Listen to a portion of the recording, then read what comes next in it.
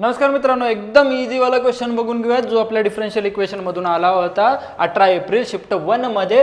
Question बघा, x sine x d y by d x x cos x something is equal to sine x. मला वाटतं की LD चा form दिसतोय, linear differential equation दिसतंय.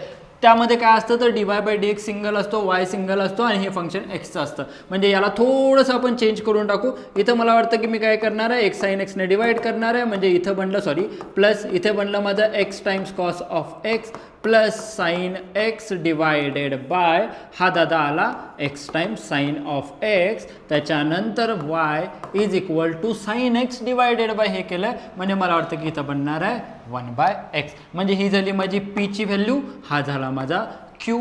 सरळ मला माहिती आहे की काय लागतं, मला फॉर्म्युला लागतो मला सॉल्व करायला. y into integrating factor is equal to इंटिग्रेशनमध्ये q integrating factor with respect to dx. म्हणजे मला इंटिग्रेटिंग फॅक्टर आधी काढायचं आहे. q तर माझ्याकडे ऑलरेडी आहे. इंटिग्रेटिंग फॅक्टर कसा निघतो, ईच्या वर काय करा p dx घ्या. p dx म्हणजे काय बनणार आहे तर याचं इंटिग्रेशन म्हणजे काय झालं, e raise to integration of x time cos of x plus sine x divided by x times sine of x with respect to dx.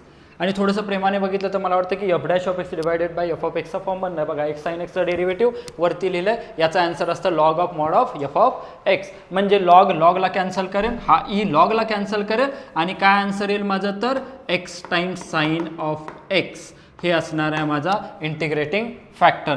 टाकून द्यायचं म्हणजे इथं बनलं माझं एक्स इंटू वाय लिहितो, थोडंसं असते टेकली. X y sine of x is equal to क्यूची व्हॅल्यू आहे माझी 1/x इंटू इंटिग्रेटिंग फॅक्टर आहे x times sine of x आणि त्याचं integration with respect to dx. एक्सला एक्स कापला, इंटिग्रेशन फक्त साइन एक्सचं घ्यायचं आहे, x y sine of x. त्याच्यानंतर थोडीशी इकडं तिकडं अरेंजमेंट, आपलं काम बनलं.